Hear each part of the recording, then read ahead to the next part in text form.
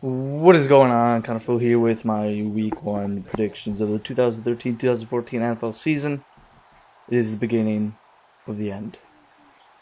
Already at a Thursday night game, I predicted that wrong. I picked the Ravens to win. I honestly got crushed because Peyton Manning threw seven touchdowns. So yeah, you let me down there, Ravens. And Peyton Manning, you had an okay game. I could do better. So yeah, let's get right into the predictions. This is a very long video, so you can treat it as a podcast. This is just some random gameplay to put up of online, like I usually do. Gameplay usually doesn't matter unless I'm doing gameplay stuff. So, I'm using the NFL.com scroller list for the schedules for the games, which will go time by time, of course, which you should know that.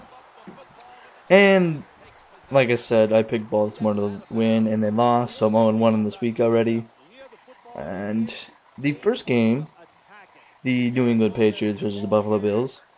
A lot of people think this is going to be a blowout game. I tend to disagree with this. And why I disagree with this is because I'm a Bills fan, and I think the Bills win this game. Because I want to go out and start the week with... I always do this. At week 1, I always pick the Bills to win. And I think they will win. If the Bills do win, they win because we get pressure on Brady. That's pretty much it. He's not going to have Gronk. Every receiver he's going to have is new. Campbell Thomas, Danny Amendola. They have Julian Edelman, but they really hate him for some reason. They do have a running game, which I think they'll actually run a little bit more. I hope they get on because I have Stephen Ridley in fantasy. Always get like 5 rushing touchdowns. That's okay on the 1 yard line. But a lot of people think New England's fine. New England's fine. That was preseason. Preseason they run very vanilla defenses and stuff, so they might have looked good. If you don't remember, Detroit Lions with 4-0 in preseason ended up going 0-16. So looking at preseason, how they look at the preseason could be a deceiving type of thing. Because, like the 0-16 Detroit Lions, they went 4-0 in preseason. So, I think New England is going to struggle out the gates. There's no way by them being a bad team. They're not a bad team. I just think they're going to have to... It might take a couple weeks for them to get everything going. And then when Gronk comes back, it's going to lighten the load a little bit. But I think Buffalo comes out with the win, on a serious note. The Pats win this game is if they play the Patriots game and just score like last year. They didn't really improve their defense. Pretty much everybody they added they either cut or is on IR. I did a weird draft. I don't know. I think New England, in my personal opinion, will struggle the first 2 or 3 weeks. Once they get Gronk back, they'll get going. I just don't see them coming out of the gates really fast because of how many new players are in that offense. Danny Amendola is kind of banged up already, so the Bills winning. I talked about it a lot already, so we'll move to the next game because there's a lot of games I actually want to talk about. Seattle versus Carolina. This is a game I'm interested in watching. I have no fantasy players in it, but I would like to see Carolina's front 7 versus Seattle's offensive running game. If you follow football and you pretty much kept up in preseason, you knew that Lou Kulichi had a hell of a game against Baltimore, and I would seriously put him up there for. I could see him winning MVP if Carolina does good this year. That's how good he is. Their front 7, if everything goes according to plan with them, will be the best in the league. They have Greg Hardy, who broke out last year. Charles Johnson, who's always an underrated pass rusher. They added 2 defensive tackles that look really good. Starla Lotulelei, a lot of people think he could be the best defensive player coming out of the draft. And Kewan Short, who I think they took in the 2nd round, who looked better than Starla Lotulelei most of the preseason. So, and then you just got to bank on Thomas David and John Beeson staying healthy because easily could be the best linebacking core if they could stay healthy. And they're going against Seattle, which a lot of people think win the Super Bowl this year. A lot of people think could fall off. The eyes are all now on Russell Wilson. How is he going to perform this second year? It's also against, people forget, against Cam Newton, who I think will actually have a strong year. I think he'll have a very good year.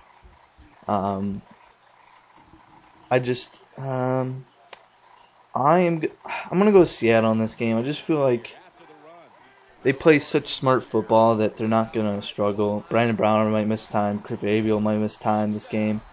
Well, miss the game, I meant to say.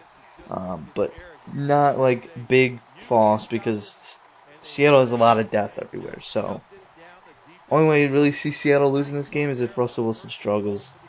Russell Wilson has everything. He has the run game, he has the pass game, he has the defense. This should be an easy win for them, especially against Carolina's secondary. But if Carolina get a good pass rush, he probably, he's going to struggle. So if Carolina could rush the passer, I could see Carolina winning and Seattle losing. Next game is the Chicago Bears versus Cincinnati Bengals. Another game that I will pay attention to. This should have been a Monday night game. I don't know why. I'll talk about it when I talk about Houston, San Diego, because that kind of is dumb. But Cincinnati versus the Bears. It's going to be a defensive matchup. Both offenses might kind of struggle to begin the game. Brandon Marshall with the Bears, AJ Green with the Bengals. They both have similar offenses. Mark Trestman getting hired by Chicago. Cutler has to perform this year because in Trestman's, he's a QB guy. So he has to, Mark Trestman's offense is about being a precise quarterback, being accurate, making the right throws, making the right decisions, doing the right thing pretty much. And Jay Cutler is known for not doing the right thing. So it's going to be an interesting game seeing that. Hope to God Matt Forte scores 4 touchdowns. Having fantasy football, I need him to score touchdowns. I think he'll have a breakout year because he in the preseason looked really good, and the offense is surrounded by him. That's how the offense is going to work, like it usually has, but it's going to be better this time. Offensive line's improved a little bit. They signed Jermaine Broussard, but he's overrated. Kyle Long they added, and he looked like one of the better rookies this preseason. I'm going to say Cincinnati wins this game. I think Cincinnati wins it because I think Jay Cutler's going to struggle this game. They're going to try to run the ball a lot. They're not really going to run against Cincinnati. So they're going to, I think they're going to start forcing the ball to Brandon Marshall. That's what's going to happen. I think Forte will, the first 3 quarters, Forte will be the guy. He will dominate the Bengals, and then come fourth quarter, they're going to try to chuck it up. Just like the old Bears. The Bears can easily be a playoff team if Jay Cutler plays well. And plays like the quarterback that Mark Trestman wants him to play like, but I just don't see it. And then the Bengals, I think the Bengals win the Super Bowl this year. I think they're going to win the Super Bowl because of that defense, especially Geno Atkins. So yeah, Cincinnati win this game. Next game, the Miami Dolphins versus the Cleveland Browns. Both are sleeper teams for a lot of people. A lot of people think the Browns can come out and get in the wild card. A lot of people think the Dolphins will win the division out of the 4 teams in the AFC East. I think Browns are a sleeper, and I think Miami's overhyped. They basically traded Reggie Bush and Jake Long for Mike Wallace, and Dustin Keller's out for the season. They cut 2 linebackers at like top 5. They had a good defense last year. They had like a top 10.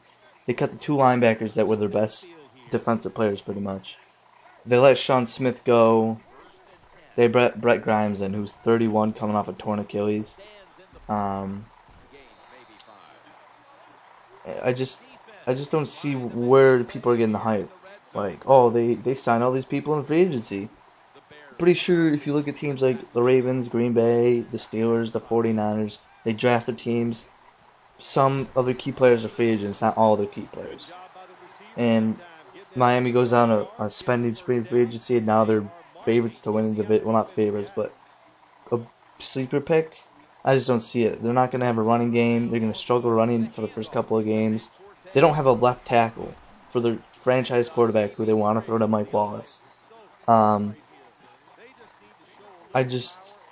don't know. I feel like Miami's is overhyped, and people are gonna be so surprised that they fail this year. I won't. I have Cleveland winning this game. Cleveland, I think their playoff chances bank on Brandon Weeden.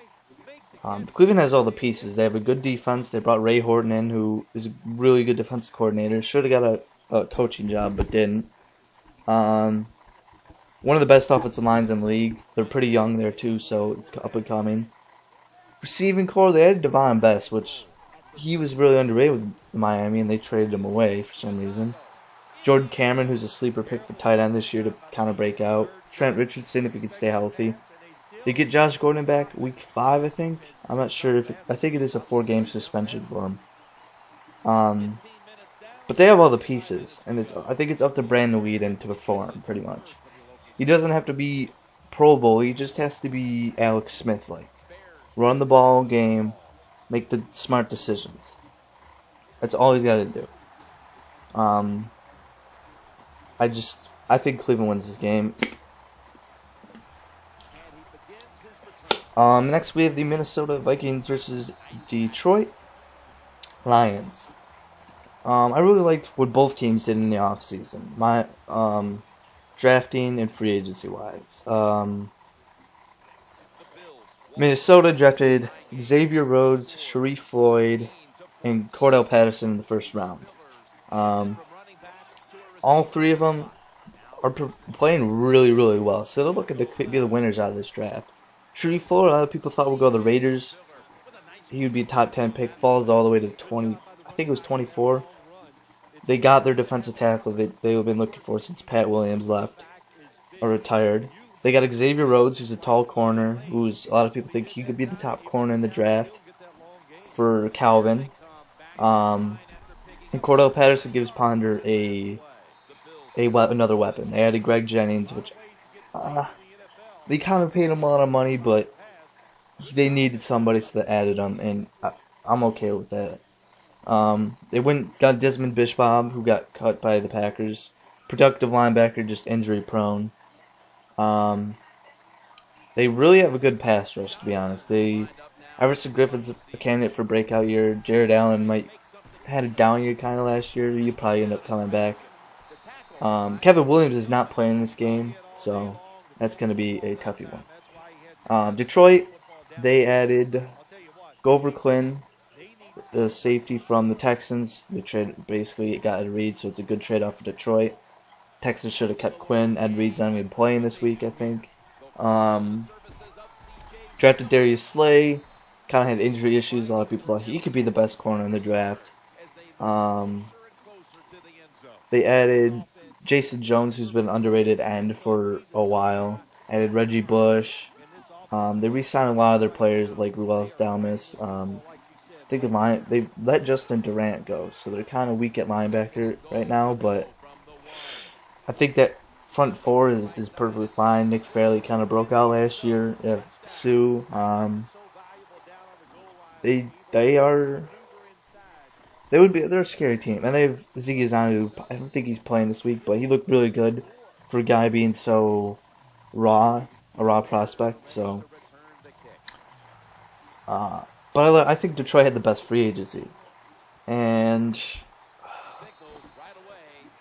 I think Reggie Bush makes that offense elite, in my opinion. They're looking for that second receiver, but they have two good tight ends to kind of do that, and they're Reggie Bush. So, who wins this game? I think it's going to come based on quarterback play. You always say that for pretty much every game, but I think this one is the definite one. If Ponder does not perform this year, he's done. I don't think he'll ever be a starter again. They gave him the pieces. He's got a really good offensive line. He's got the best running back in the league. They added Greg Jennings, Cordell Patterson. They, improved the defense a little bit. This is Ponder's year. If they're gonna make the playoffs, they can't just rely on AP because teams will just stack the box. And if they're going to stack the box, Ponder needs to be able to throw his play-action deep balls to Greg Jennings or Cordell Patterson. So Ponder needs to perform this year to even be considered for the job. I could see him getting benched if he just... I think he's on a short leash, so... but I think Detroit wins this game. I just think AP cannot carry this team for as good as he did last year. Detroit's improved their defense. Packers improved their defense. The Bears, they kind of improved it. They lost Brian Urlacher, but they added John Bostic and DJ Williams, who kind of looked good in preseason. And it's the Bears' defense. So to rely on AP this whole year again would be dumb, and it wouldn't work. So I'm at Detroit winning this game. I think just the addition of Reggie Bush is such a good thing because he went from when the Saints a scat back, you have a down back. I don't know why Miami let him go, to be honest. It was kind of dumb. So Detroit winning this game. Next game is, I don't know. These next two games predictions kind of, I don't know. I don't even want to watch these games. Oakland Raiders versus Indianapolis Colts. Oakland, injuries killed them this year. The left tackle, they're starting Khalif Barnes at left tackle. He was supposed to be the starting right tackle. Jared Veld here went down with a torn bicep. Malik Watson, who looked good as a left tackle, after moving him from right tackle, will miss the game. So their offensive line is like Division II right now. It's just they were forced to pretty much start Terrell Pryor because they have no offensive line. So, and Indy just, I don't know. If Indy doesn't win this game, they're not going to make the playoffs. This is an easy win. Oakland just has pieces on defense. Oakland improved their team, but they're not gonna play like it. They had a lot of salary cap issues. They're gonna have a lot of salary cap coming into the free agency, so their GM did a good job. Oakland had a good offseason. It might not look at it in the record, but they got rid of the big contracts. They added some pieces that they can add to. They had a first-round pick finally. So I just think Oakland could sneak away with some wins this year. I think everyone's on consensus Oakland probably will be the worst team in the league. I'm taking Indy to win this game, by the way. Indy kind of had a quiet... I actually like what they did with free agency. Instead of... A lot of people thought they'd go after Cliff Averill or Kruger, but they didn't, which was smart. They overpaid a lot of people, but they need to add depth to the team. That's what they did. They added players that could come on to the field and play. Instead of being forced to start these, people they signed off the street a week ago. Now they can be like, okay, he got injured. No, there's no big worry. So they added a lot of depth during free agency and the draft. So, just a little note on Oakland. Next game, Kansas City versus Jacksonville. Kansas City, big offseason. Added Alex Smith. Andy Reid is new head coach. Everybody's healthy in that team. They have a pretty stacked roster. They had Sean Smith, which I really liked. Pretty stacked team, pretty much. I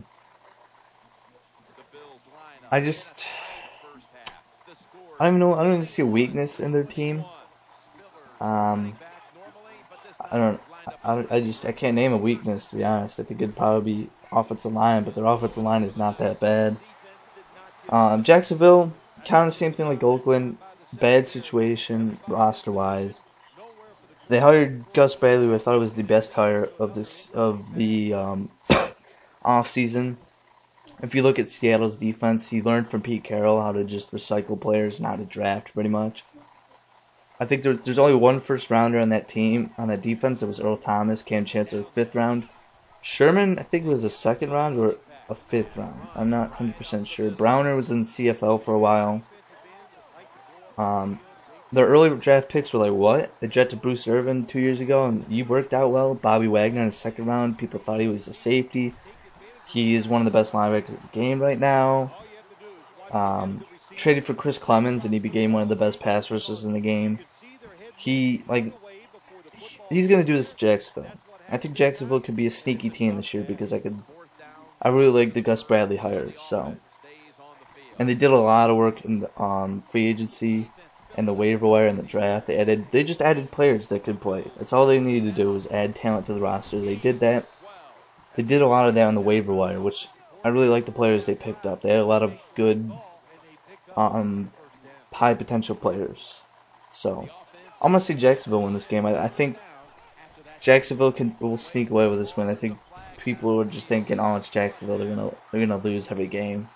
But I think they'll sneak this game out, show people, hey, we're here to compete. We're not, just throwing the season away already.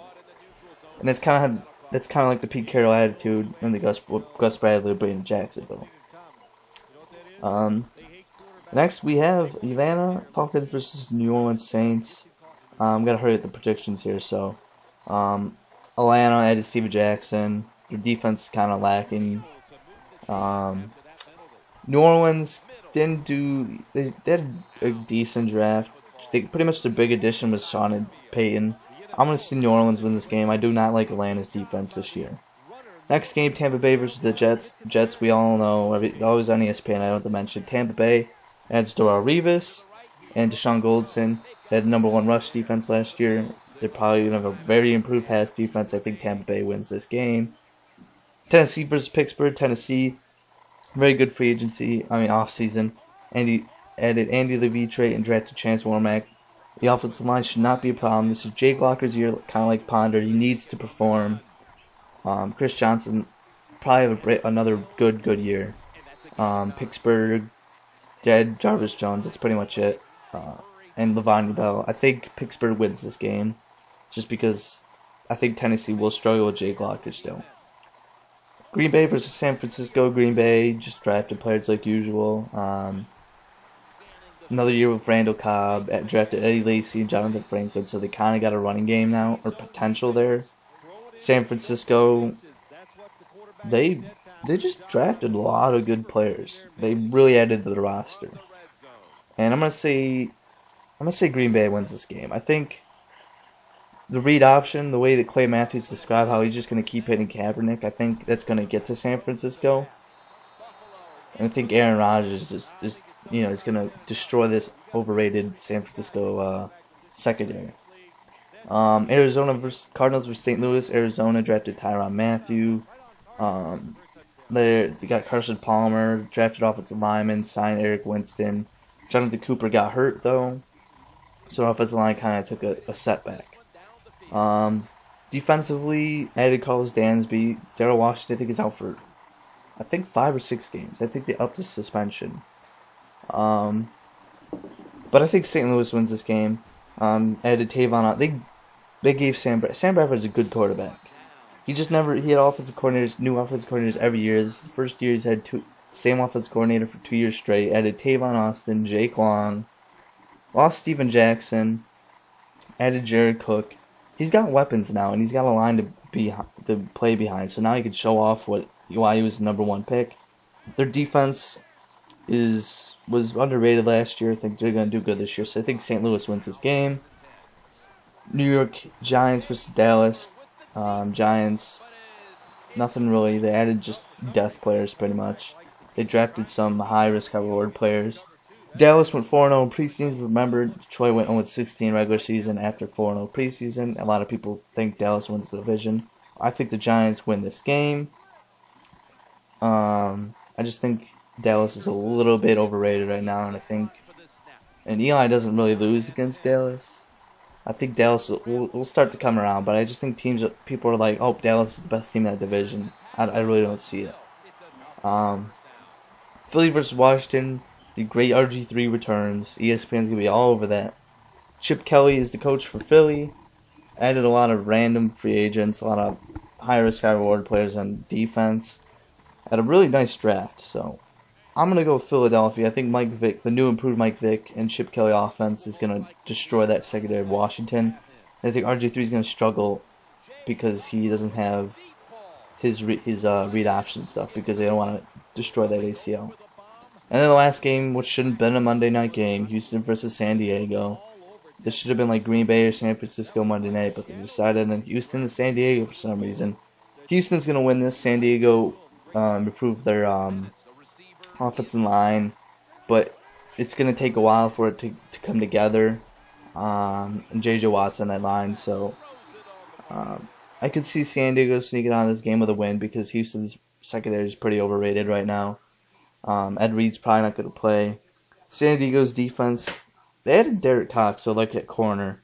They have Eric Weddle. They drafted Monte Teo, who I don't think is going to play, but I see this actually being a close game, and I think Houston takes the win. So that is it for the Week 1 predictions. It kind of rushed at the end because we're running out of time. But thanks for watching, and I hope you enjoyed the video, and see you for next week's Week 2 predictions. And there'll be videos in between the week. I don't know what, I haven't decided yet. So thanks for watching, and I'll see you next time.